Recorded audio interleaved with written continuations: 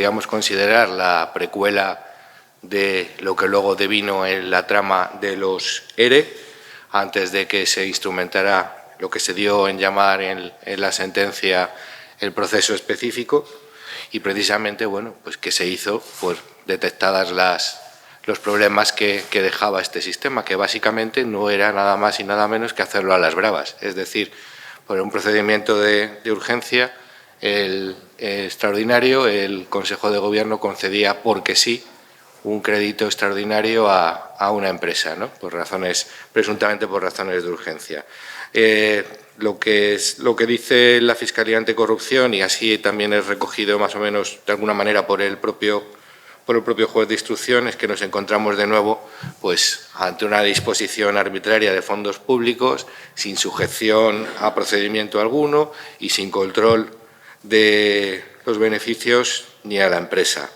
En cualquier caso, es una ayuda pública directa que es aprobada por el Consejo de Gobierno, como decía, por un procedimiento de urgencia sin que exista justificación alguna para operar de este modo.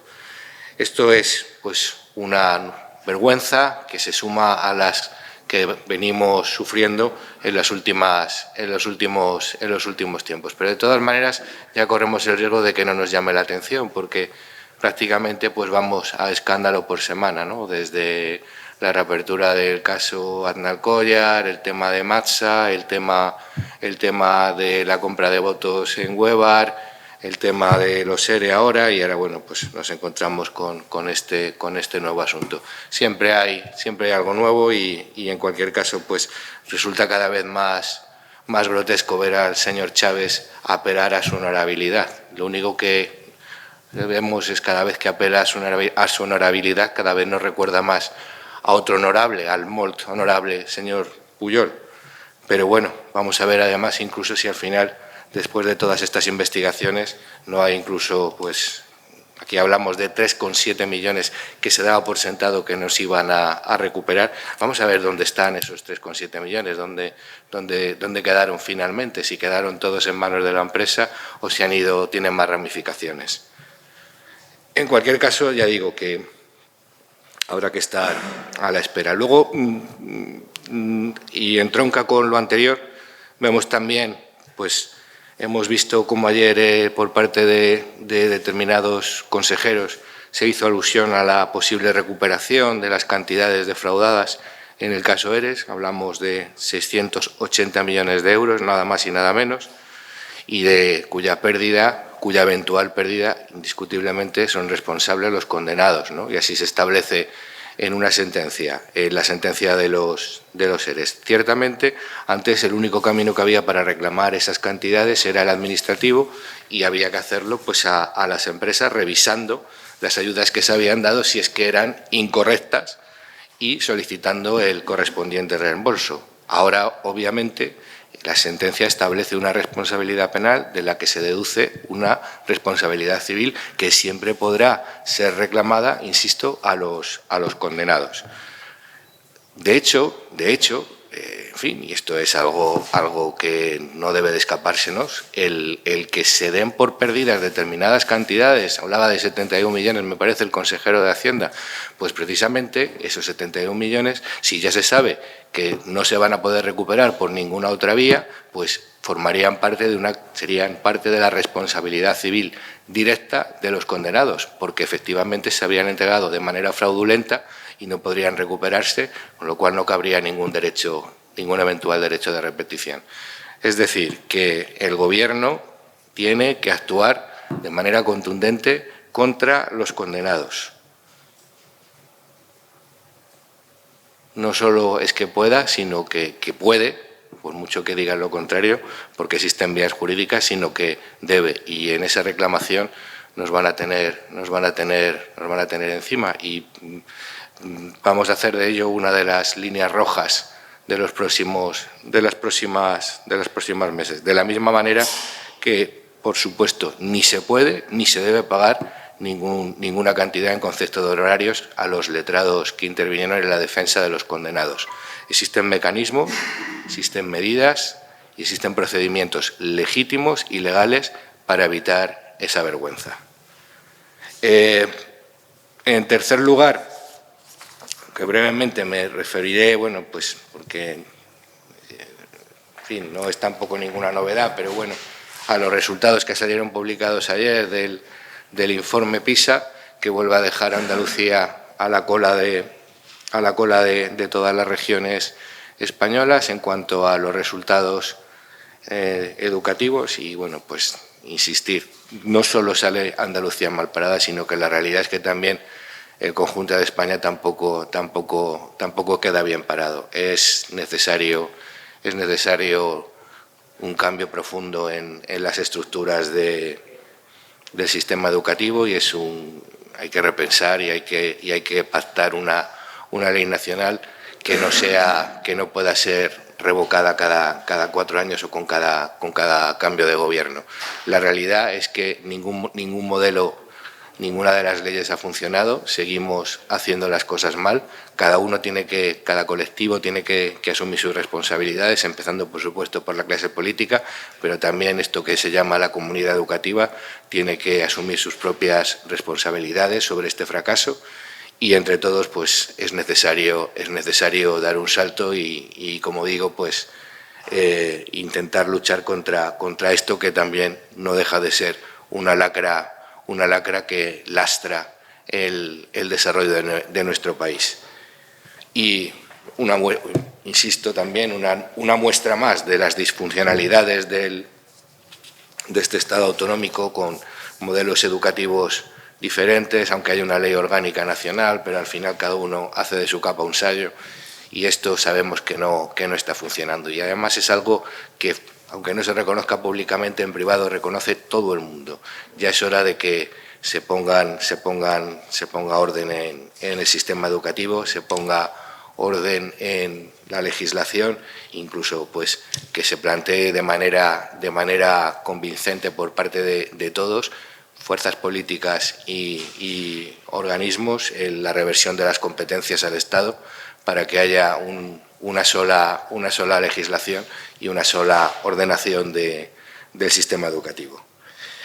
Y por si acaso no me preguntan, me voy a referir brevemente a la polémica que se ha generado en relación con lo acontecido ayer en el Congreso de los Diputados. Es curioso que en la brevísima legislatura anterior, con 24 diputados, se dijera que Vox no tenía ningún derecho, en base a los criterios de proporcionalidad, a tener representación en la mesa del Congreso, y sin embargo, pues que ahora a Ciudadanos, con solo 10, pues se le quiera dar ese puesto, ¿no?, en la mesa del Congreso. De hecho, bueno, pues insistir también en un punto, que Ciudadanos ni siquiera ha pedido a Vox su apoyo para estar en la mesa del Congreso. Esto le suena, ¿no?, porque esto es algo que ya hemos vivido en el pasado.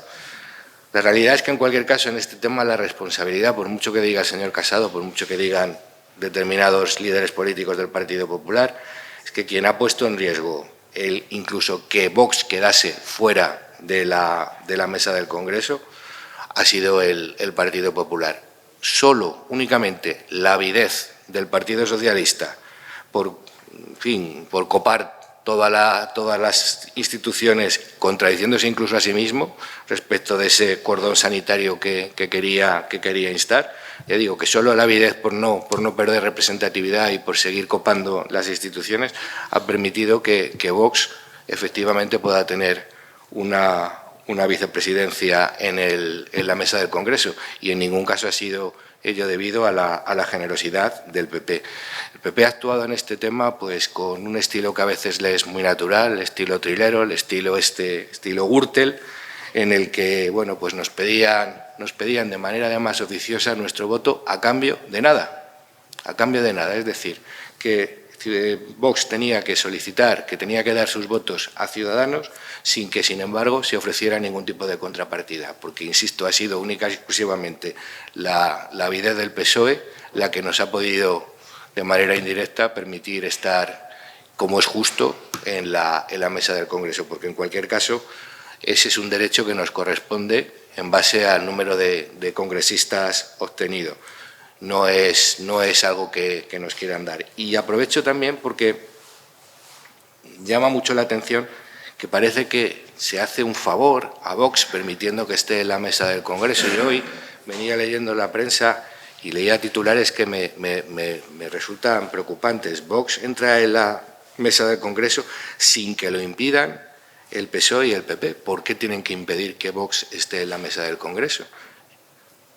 Ahora ya damos un paso más en este intento de deslegitimar a nuestra formación y, desde luego, pues no lo vamos a consentir.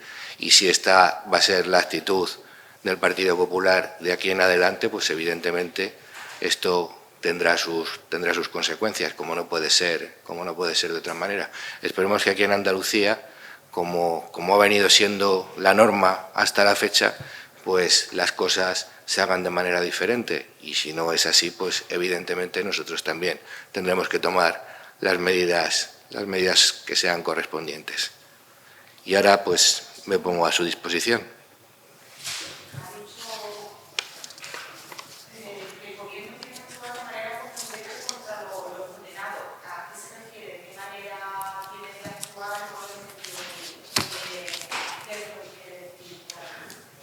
Vamos a ver, hay una sentencia y la vía penal establece, bueno, pues una serie de responsabilidades civiles. Esas responsabilidades civiles cautelarmente se pueden tomar medidas. No tenemos que esperar 10 años a que el procedimiento pues se dé por totalmente concluido. Existen, como digo, mecanismos que podrían posibilitar el no poner en riesgo en un momento dado la recuperación de las cantidades. Y aquí, se diga lo que se diga, se han defraudado 680 millones. Sí, sí, el portavoz parlamentario de Vox, Iván Espinosa Montero, justamente ayer, tras lo acontecido en la mesa del Congreso, avisaba que en los pactos autonómicos y municipales Vox sería mucho más exigente. No sé si aquí en Andalucía pues se va a seguir, digamos, va a ser más exigente Vox después de lo ocurrido en el Congreso. Cada cosa en su sitio, pero evidentemente lo que ya puedo decir, igual que hemos dicho que hasta la fecha la relación ha sido más o menos leal y en ese sentido pues ha posibilitado que las relaciones fueran cordiales, si en Andalucía siguen comportándose el Partido Popular de la misma manera que venía haciéndolo, pues nos resultará difícil a nosotros actuar también de otra manera, pero si el Partido Popular asume en su conjunto pues este tipo de actuaciones tramposas, de actuaciones trileras, como decía de algún modo, pues evidentemente nosotros también en Andalucía no nos quedará más remedio que tomar algún tipo de determinación. Sí, pero en Andalucía de momento no ha pasado nada de eso. Es que veo que tanto ayer como líderes nacionales de su partido y del Partido Popular cruzaron calificaciones muy gruesas. Veo que usted las comparte de cara a Madrid, pero da la impresión de que Andalucía, como que, usando las palabras del presidente, está encapsulada. No afecta a estos tiras y afloja entre las direcciones nacionales con la asociación que tienen ustedes aquí con PP, ¿no? Bueno, es que, como usted comprenderá, si dos personas discuten, pues si los hijos de esas personas, pues evidentemente, pues también al final de alguna manera esa discusión de los mayores pues acaba repercutiendo en la relación también de los menores. Eso, por mucho que queramos, no lo vamos a poder evitar. Eso es algo evidente.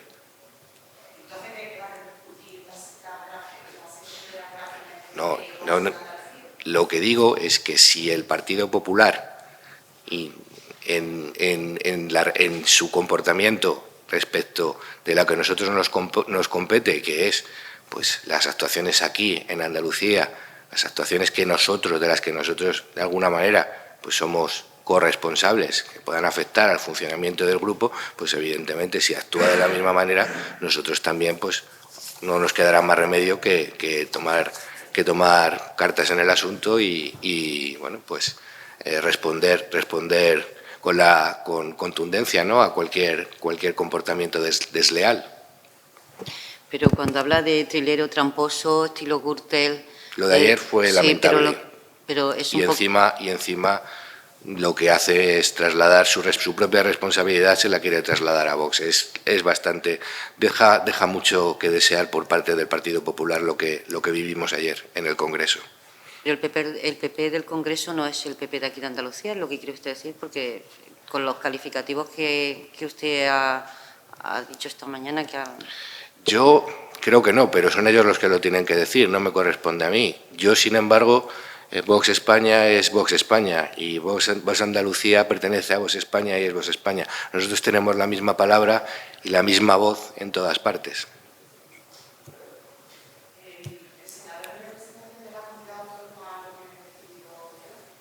¿Perdón? No. Bueno, sobre el tema de los mecanismos que existen para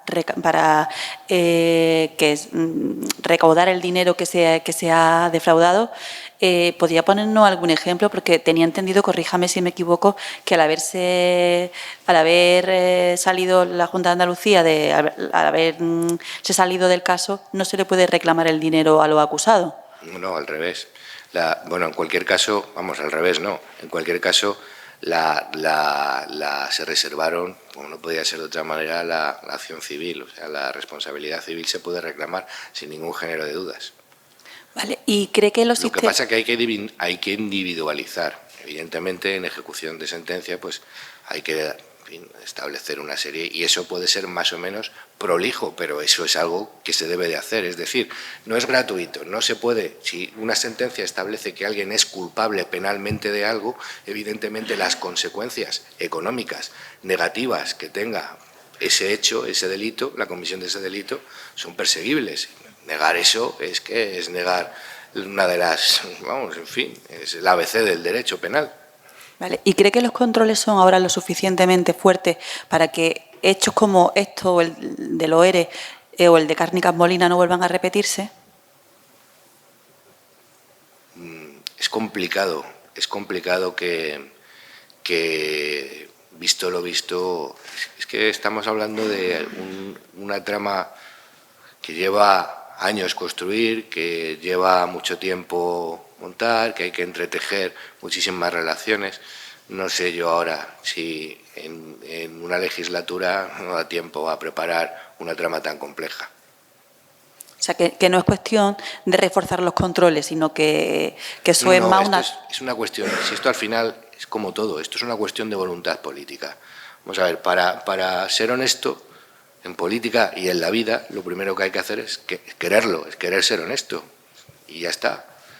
Y a partir de ahí lo que hay que hacer es colaborar con la justicia y cumplir las leyes.